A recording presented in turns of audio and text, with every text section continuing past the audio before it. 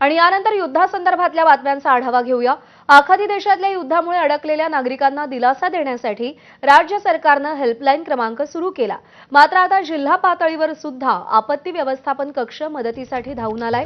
या कक्षाला चांगला प्रतिसाद मिळत असून 19 नागपूरकरांनी आतापर्यंत या कक्षाशी संपर्क साधलाय। यामध्ये 11 पुरुष आणि 8 महिलांचा समावेश आहे। हे सगळे नागपूरकर विविध कामांसाठी आखाती देशामध्ये गेले होते। 1 मार्च ते 3 मार्च दरम्यान त्यांनी भारतात परतण्यासाठी विमानं त्यांची नियोजित होती। अडकलेल्यांपैकी 4 अबुधाबीत, 4 बहारीनमध्ये, 11 जण दुबईमध्ये आहेत। त्यांची माहिती कक्षाने दूतावासाला कळवलेली आहे।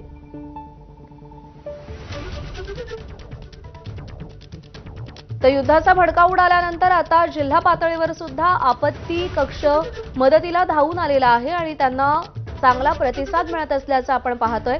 नागपूरमधले जे लोक विविध आखाती देशांमध्ये अडकलेले आहेत त्यांनी या कक्षाशी संपर्क साधला असून आम्हाला इथून सुरक्षितरित्या बाहेर काढावं अशी विनंती त्यांनी केली आहे। आपत्ती व्यवस्थापन कक्षाला आखातात अडकलेल्या भारतीय नागरिकांकडून, राज्यातल्या नागरिकांकडून आता चांगला प्रतिसाद मिळताना आपण पाहतोय। अडकलेल्या नागरिकांची सुविधा जिल्हा आपत्ती व्यवस्थापन कक्षामार्फत केली जाते।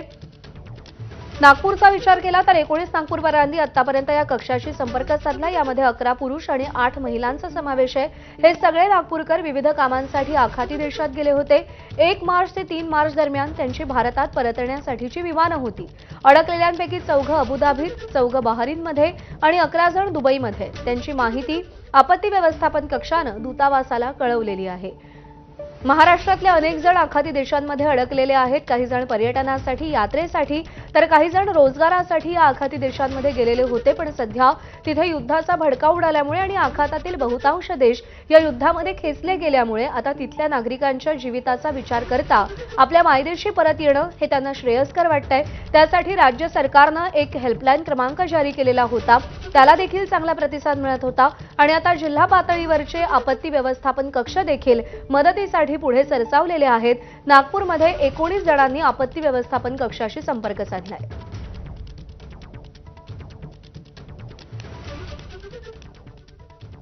कितला कंट्रोल रूमचा एक मदत कक्षाचा नंबर जो आहे तो पण आम्ही घोषित करून सर्वीकडे सर्क्युलेट केलेला आहे की जे लोक आणि ज्यांचे नातेवाईक तिथे गेलेले आहेत दुबईला, यूएईला किंवा मिडल ईस्ट कंट्रीजमध्ये आणि फसलेले आहेत आणि त्यांना शासनाकडून मदतीची आवश्यकता आहे ते आमच्यापर्यंत पोहोचू शकतात। तर अशा आतापर्यंत 19 व्यक्ती, जवळपास 5 कुटुंब आहेत, ते आमच्यापर्यंत पोहोचलेले आहेत। या 19 लोकांमध्ये 4 लोक हे अबुधाबीला आहेत, 4 लोक हे बहरीनला आहे आणि 11 लोक हे दुबईमध्ये असल्याची आमच्यापर्यंत माहिती आहे। आणि यानंतर पुढची बातमी पाहूया। इस्रायल इराण युद्धामुळे आयात निर्यातीवर मोठा परिणाम झालाय। होर्मुझच्या सामुद्रधुनीतून व्यापार ठप्प झालाय आणि त्यामुळे शिपिंग कंपन्यांना युरोपला जाण्यासाठी मोठा वळसा घालून जावं लागतंय।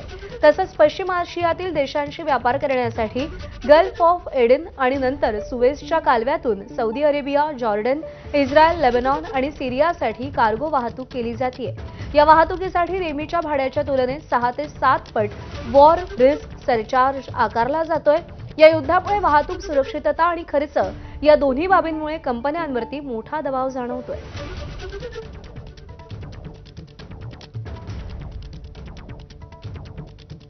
काही शिपिंग लाईन्सनी to and from Middle East रिजनला त्यांनी बंदच केलेलं आहे की बुकिंगच बंद केली आहे। पण काही शिपिंग लाईननी एक 20 फूट कंटेनरला $1800 वॉर रिस्क सरचार्ज ज्याला म्हणतो आम्ही ते त्यांनी लावलेलं आहे आणि एक 40 फूट कंटेनरला $3800 असं एक वॉर रिस्क सरचार्ज त्यांनी लावलेला आहे। म्हणजे इकडनं जे काही एक्सपोर्ट करता तुम्ही मिडल ईस्टला ते पण तिकडनं मिडल ईस्टहून इकडे जे काही येईल त्याच्यावर त्यांनी हा वॉर रिस्क सरचार्ज इम्पोज केलेला आहे। त्यामुळे थोडासा परिणाम होईल। इराणची राजधानी तेहरानवरती इस्रायलकडून रात्रभर हल्ले सुरू होते। IRGCच्या ठिकाणांवरती इस्रायल आणि अमेरिकेनं हल्ले चढवलेले आहेत। अमेरिका इस्रायलच्या हल्ल्यानंतरचा हा नवा व्हिडिओ आता समोर आलेला आहे।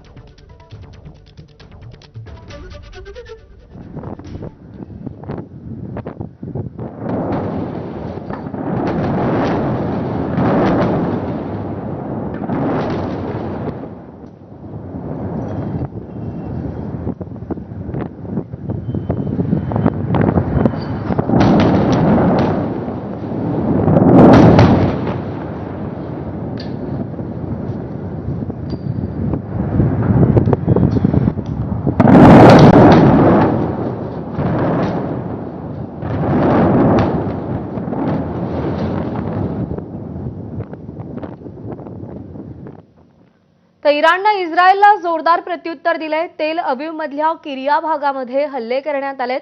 संरक्षण मंत्रालयाच्या शेजारच्या भागात इराणनं इस्रायलचं मोठं नुकसान केलंय. इराणच्या हल्ल्यानंतर तेल अवीवमध्ये नव्यानं रेड अलर्ट जारी करण्यात आलेला आहे.